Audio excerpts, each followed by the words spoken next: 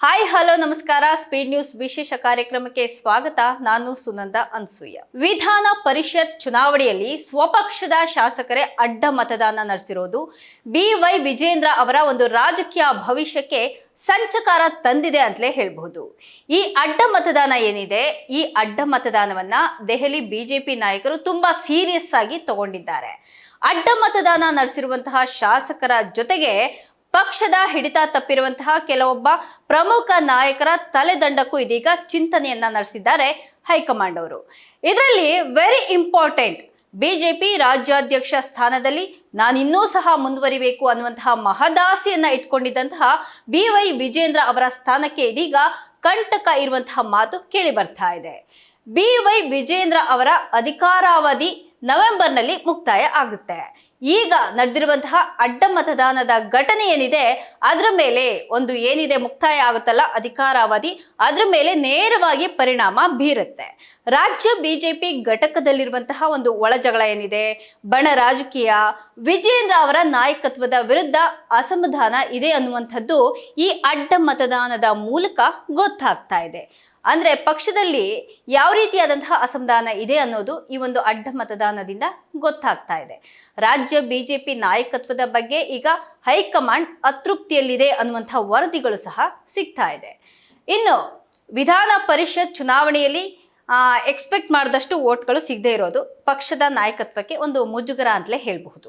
ಪಕ್ಷದ ರಾಷ್ಟ್ರೀಯ ಅಧ್ಯಕ್ಷರಾದಂತಹ ನಿತಿನ್ ನಬೀನ್ ಅವರು ಈ ವಿಚಾರವಾಗಿ ವರದಿಯನ್ನ ಕೇಳಿದ್ದಾರೆ ಅನ್ನುವಂತಹ ಮಾಹಿತಿ ಇದೆ. ಇದು ವಿಜೇಂದ್ರ ಅವರ ಪಾಲಿಗೆ ಒಂದು ತೂಗುಗತ್ತಿ ಕೂಡ ಹೌದು. ಬಿಜೆಪಿ JDS ಮೈತ್ರಿ ವಿಚಾರದಲ್ಲಿ ಪಕ್ಷದ ಹಲವಾರು ಹಿರಿಯ ನಾಯಕರು ಹಾಗೆ ಕಾರ್ಯಕರ್ತರಲ್ಲಿ ಮೊದಲಿನಿಂದಲೂ ಸಹ ಭಿನ್ನಾಭಿಪ್ರಾಯ ಇದ್ದೇ ಇದೆ. ವಿಜೇಂದ್ರ ಅವರ ನಾಯಕತ್ವದ ಪರೀಕ್ಷೆಗೆ ಈ ಒಂದು ಪ್ರಕರಣ ಏನಿದೆ, ಈ ಪ್ರಕರಣ ಒಂದು ನಿರ್ಣಾಯಕ ಘಟ್ಟ ಅಂತಲೇ ಹೇಳಬಹುದು. ಪಕ್ಷದ ಹಿರಿಯ ನಾಯಕರ ಕಾರ್ಯವೈಖರಿ ಹೇಗಿದೆ, ಅವರು ಯಾವ ರೀತಿಯಾದಂತಹ ಕೆಲಸವನ್ನ ಮಾಡ್ತಾ ಇದ್ದಾರೆ, ಹಾಗೆ ಇತ್ತೀಚಿನ ಸೋಲುಗಳ ಬಗ್ಗೆ ಒಂದು ಕಾರ್ಯಕರ್ತರಲ್ಲಿ ಅಸಮಾಧಾನ ಇದೆ. ಆಂತರಿಕ ಸಂಘರ್ಷಗಳು ಹಾಗೆ ಅಡ್ಡ ಮತದಾನದಂತಹ ಘಟನೆಗಳು ಇದೀಗ ಬೀದಿಗೆ ಬಂದಿದೆ. ರಾಜ್ಯ ನಾಯಕತ್ವದ ಹಿಡಿತ ಸಡಿಲ ಆಗ್ತಿರೋದು ಸಹ ಪಕ್ಕಾ ಕಾಣಿಸ್ತಾ ಇದೆ. ಈಗ ಸದ್ಯಕ್ಕೆ BY ವಿಜೇಂದ್ರ ಅವರು ರಾಜ್ಯ ಬಿಜೆಪಿ ಅಧ್ಯಕ್ಷರಾಗಿ ಕೆಲಸವನ್ನ ಮಾಡ್ತಾ ಇದ್ದಾರೆ. ಆದಾಗ್ಯೂ ಸಹ ವಿಧಾನ ಪರಿಷತ್ ಚುನಾವಣೆಯ ಸೋಲು ಹಾಗೆ ಪಕ್ಷದಲ್ಲಿರುವಂತಹ ಒಂದು ಆಂತರಿಕ ಅಸಮಾಧಾನದ ಹಿನ್ನೆಲೆಯಲ್ಲಿ ಹೈಕಮಾಂಡ್ ಒಂದು ಸಭೆಯನ್ನ ಕೂಡ ಮಾಡ್ತಾ ಇದೆ. ಆ ಸಭೆ ನಂತರ ಸಂಘಟನಾತ್ಮಕ ಬದಲಾವಣೆಗಳು ನಡಿಬಹುದು ಅನ್ನುವಂತಹ ಮಾತುಗಳು ಕೇಳಿ ಬರ್ತಾ ಇದೆ. ಈ ಬೆಳವಣಿಗೆಗಳ ಹಿನ್ನೆಲೆ ಜೂನ್ 23ರಂದು ರಾಜ್ಯದ ಪ್ರಮುಖ ಬಿಜೆಪಿ ನಾಯಕರನ್ನ ದೆಹಲಿಗೆ ಕರೆದಿದ್ದಾರೆ ಹೈಕಮಾಂಡ್ನವರು. ಒಂದು ಅಲ್ಲಿನ ಸಭೆ ಏನಿದೆ, ಆ ಸಭೆ ಆದ್ಮೇಲೆ ಪಕ್ಷದ ಮುಂದಿನ ನಡೆ ಏನು ಅನ್ನೋದು ಕೂಡ ಸ್ಪಷ್ಟವಾಗಿ ಗೊತ್ತಾಗುತ್ತೆ.